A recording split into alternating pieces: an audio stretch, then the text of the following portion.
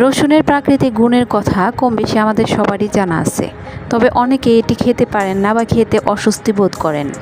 বলা হয়ে থাকে সকালে ঘুম থেকে উঠেই খালি পেটে রসুন, বিশেষ করে কাঁচা রসুন খাওয়া বেশ উপকারী।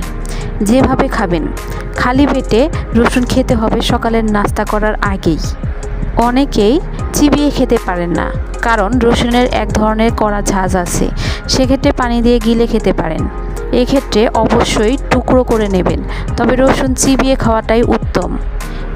এবার এর উপকারিতা সম্পর্কে জানাচ্ছি। রসুন দেহে শক্তিশালী অ্যান্টিবায়োটিকের কাজ করে। গবেষকদের মতে খালি পেটে রসুন খেলে হাইপারটেনশন ও স্ট্রেস কমাতে সহায়তা করে।